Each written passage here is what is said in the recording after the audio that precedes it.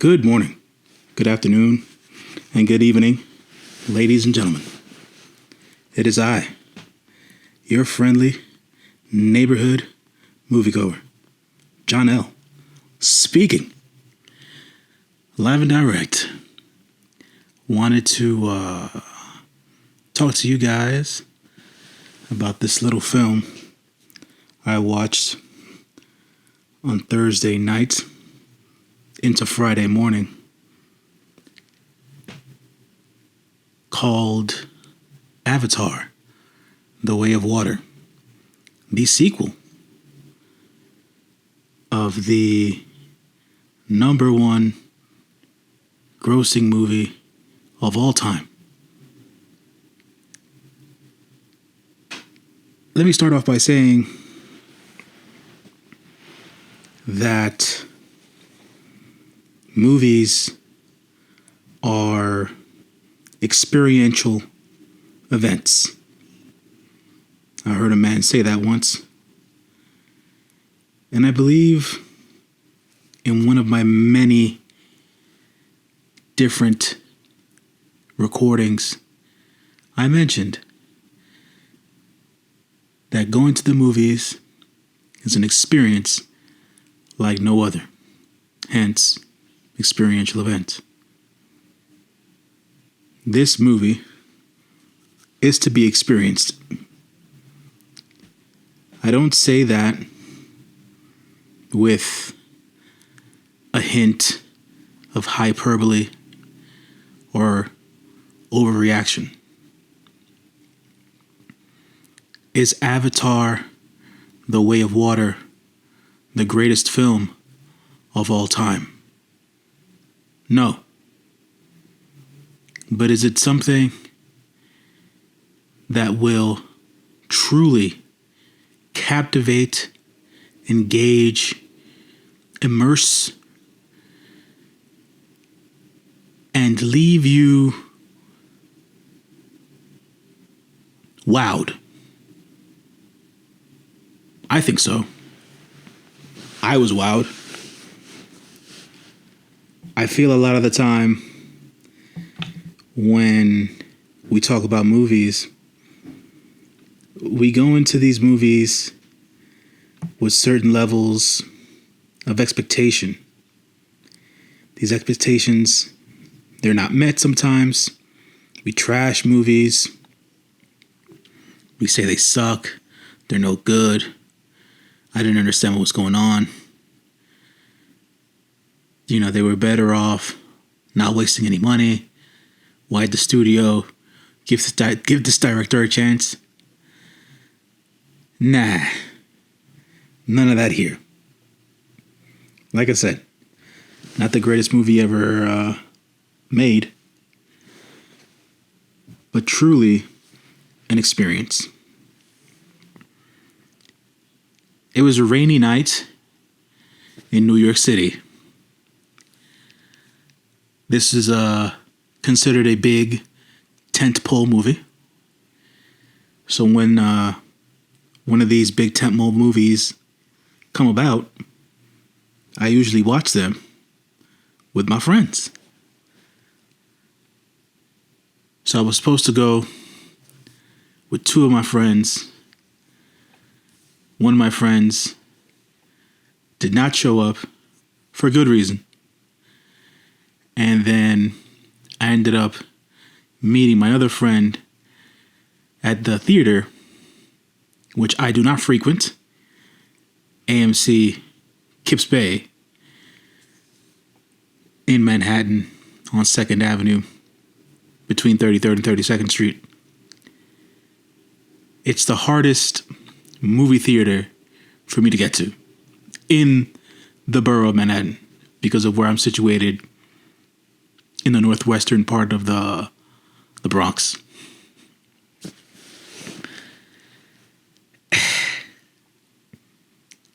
I hate the rain when it comes to when I have to go somewhere and then ending up at that place not dry. And in New York City, considerably. When it rains, people don't stay home. They'd rather be out in the rain than stay home. So you see even more people on the street and indoors in public places than you would in their own homes. I say all that because when I got to the movie theater, there was a line of people, not only at concessions, but waiting outside of the IMAX 3D auditorium when I got there. The movie was supposed to start at 10:40 p.m. I get there at 10:35, and there's people waiting outside. Cool, no problem. They let us know they're still cleaning up the theater. My friend doesn't get to the theater until about 10 minutes later. It's 10:45. He's waiting on concessions. I walk over to him. We're hanging out, we're chilling, we're talking. Waiting online, obviously. Even though he's an A-list member. And time goes by. He had to place his order, wait to get his order. Then we got to the outside of the movie theater, still waiting. By the time we got inside the auditorium, it was 11:20 p.m. And when everybody started walking inside of the auditorium, I told my friend, I hope, no. If anyone can hear me from outside in, I demand that there be no trailers to this movie because it's a 3-hour and 15-minute movie, and we're going to start this thing at damn near 11:30. One trailer plays ahead of the movie. John Wick 4. Couldn't be mad at it. That's a movie I'm awaiting. Love watching that trailer. One trailer plays right into the movie.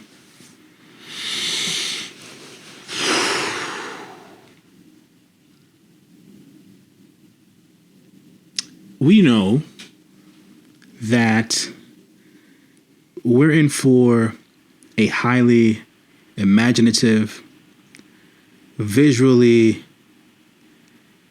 intense, highbrow VFX movie. It did not, I repeat, did not disappoint in that regard. The story was simple enough. A story of revenge on both sides. A story of redemption.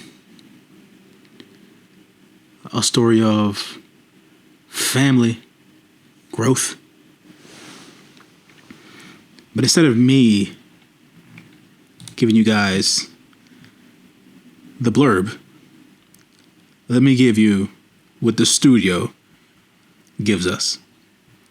Set more than a decade after the events of the first film, Avatar, The Way of Water, begins to tell the story of the Sully family, the trouble that follows them, the lengths they go to keep each other safe, the battles they fight to stay alive, and the tragedies they endure. That is exactly what the film is about.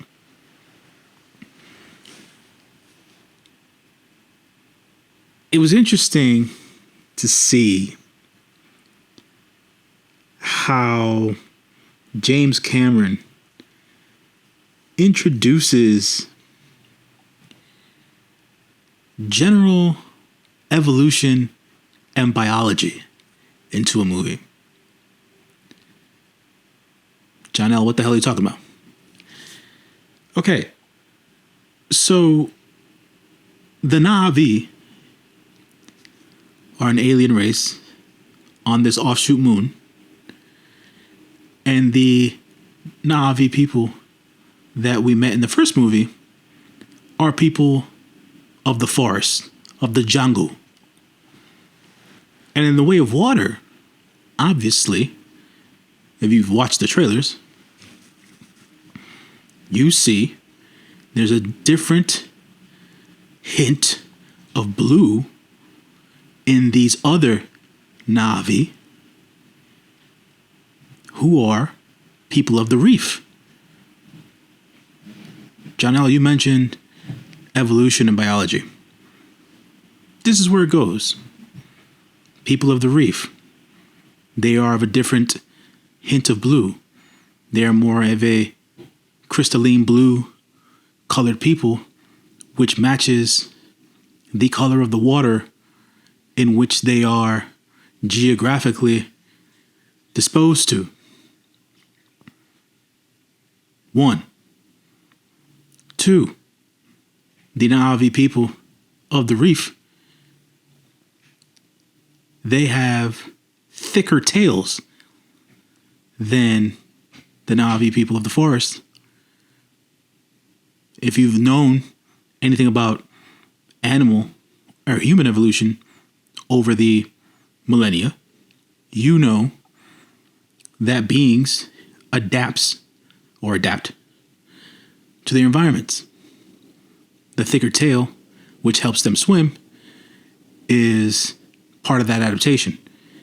They are also better swimmers, can hold their breath underwater for longer periods of time,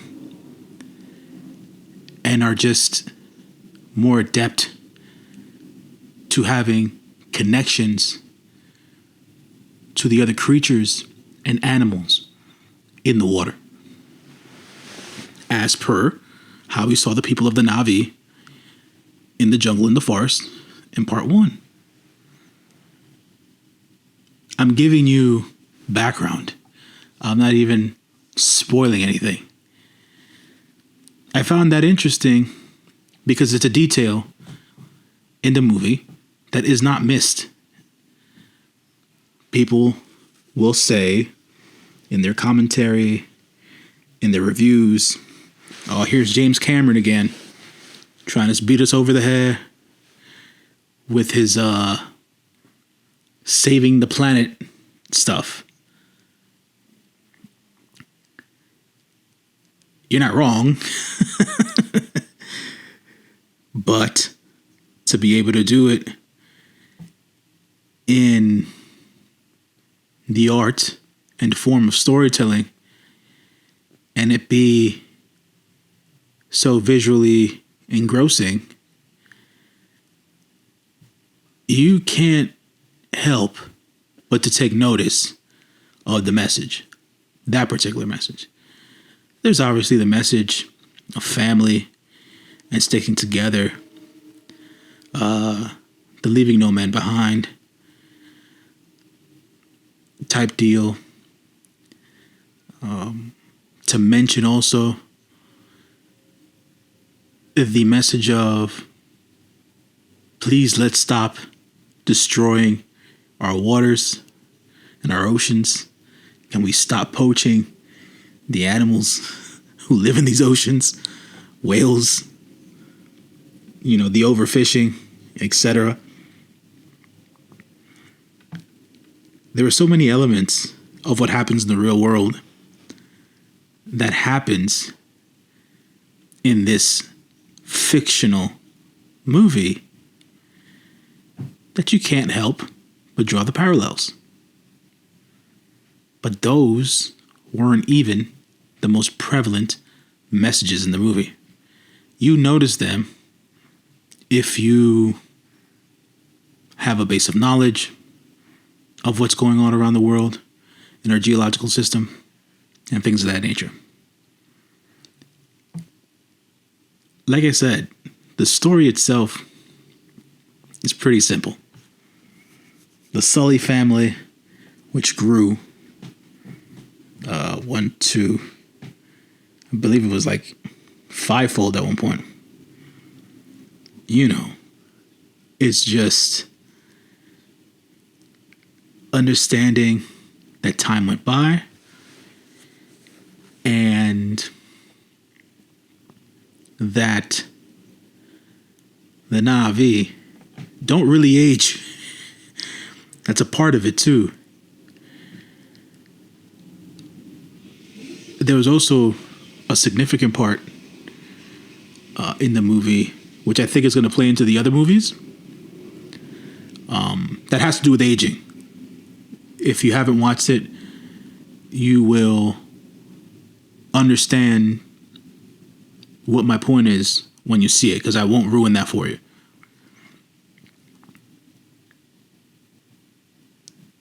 I thought that, like I said, from a storyline point of view, simple story, but it was so engrossing because the visuals were so captivating, and the performances were very, very well done. No matter how simple the story can be,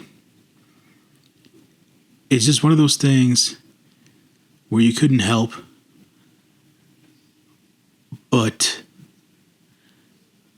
understand, sympathize, at times empathize with what was going on.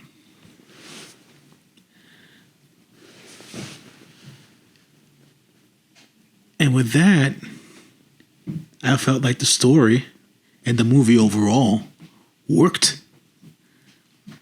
There isn't this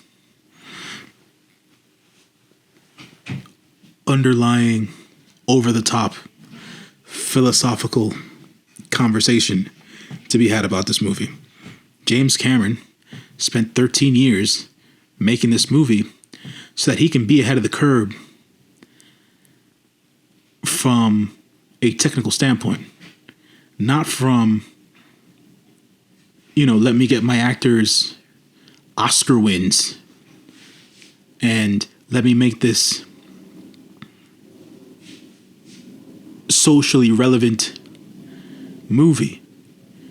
Because whether the point I made earlier about his messaging about saving the earth, saving the oceans, is a social conversation, it's not one that's had amongst the masses, right?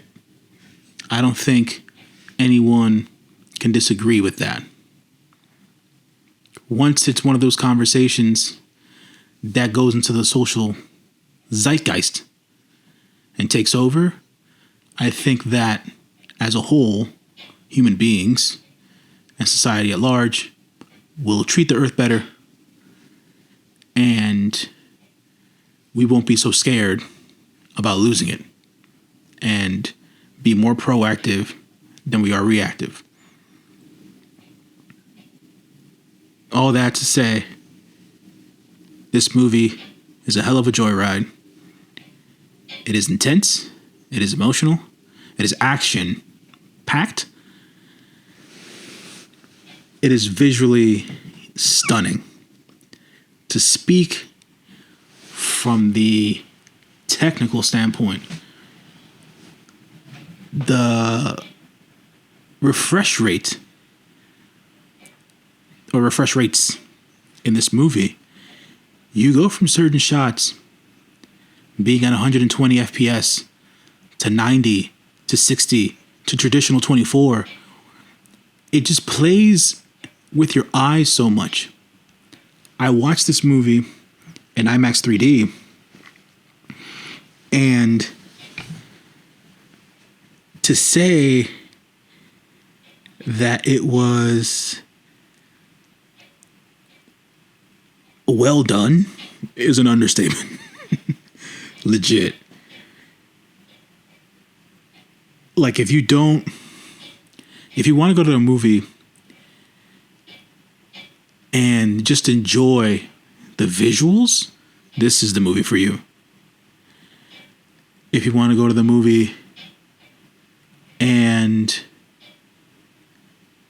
see a movie that you understand all the different plot points and the story beats, and they're all sequential, it's a linear story outside of, I would say, some of the necessary callbacks and flashbacks to the original. Outside of that, super easy to follow.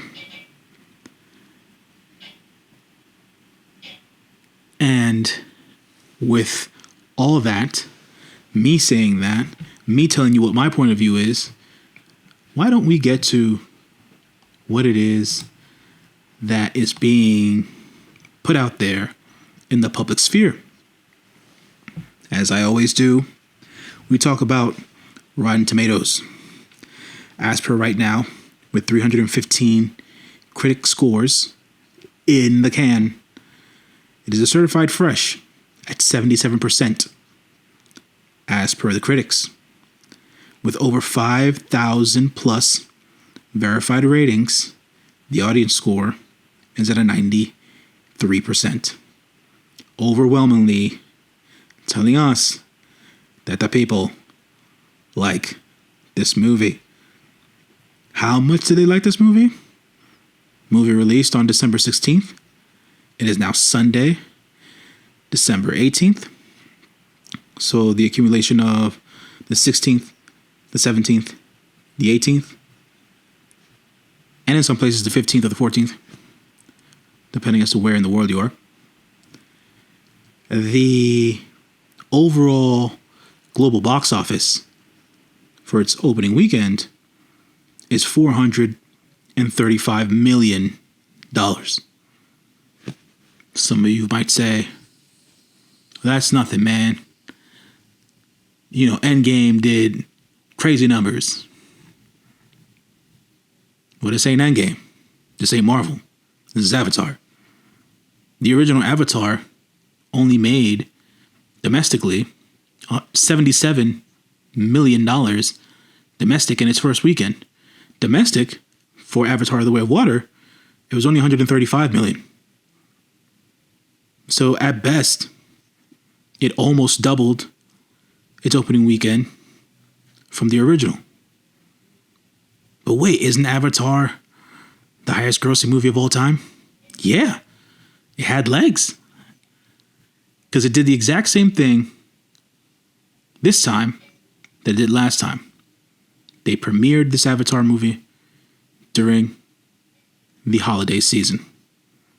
January is infamously,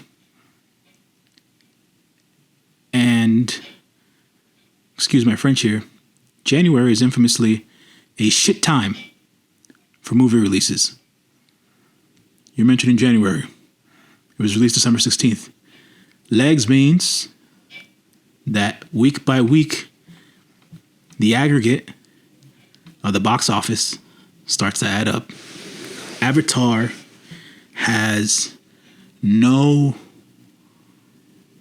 movie with worldwide appeal competing with it until Ant-Man and the Wasp: Quantumania, which releases on February 17th of 2023.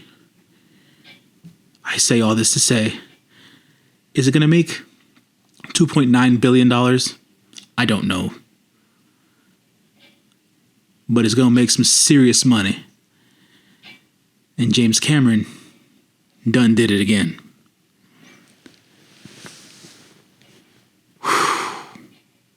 The audience has spoken. The good people over at CinemaScore, they've spoken as well. This movie has got an A CinemaScore. So with that being said, good word of mouth, good Rotten Tomatoes scores, this movie's going to have all the legs it needs to make all the money it needs necessary. We can't discount or doubt James Cameron and the power of his artistry and movie making abilities. This is just something else, folks. Like I said, the stories or the story being told in this movie doesn't have to be something highfalutin or over the top. It just has to be able to touch the majority of people, make it understandable, and you're off to the races. Great performances by the actors in their mocap suits, and the world animated and created through these visual effects houses, the direction of James Cameron is just, it's amazing, man. It's amazing. Yet again, something I've said before in other recordings. This is cinema. This is living out your imagination and being able to put it out there for the world to see and appreciate. And that, to me, folks, is the end all be all when it comes to Avatar: The Way of Water. I appreciate everyone listening. As of this recording, this Avatar recording, I am now officially published across all podcasting platforms. You can find me on whatever it is you use: Google Podcasts, Spotify, Amazon, iHeartRadio, TuneIn, Apple Podcasts, Stitcher, Deezer, you name it, I'm there. So, the podcast name, my first name, John L, JOHNEL, your favorite, your friendly neighborhood moviegoer. And that's where you'll find me, if you haven't found me already.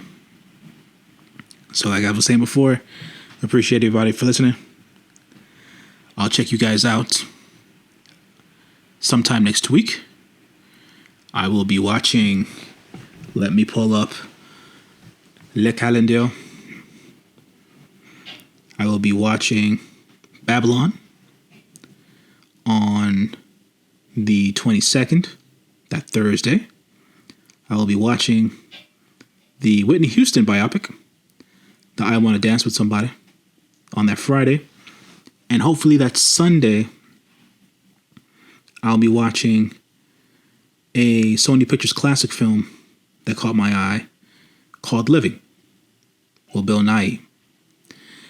So, and then sometime next week, I'll hopefully watch the Korean drama, The Broker, if it gets released in a theater near me somewhere. So that's that, folks. I'll catch you on the next one. Be safe out there. Treat each other well. And protect the earth at all costs. I'll see ya.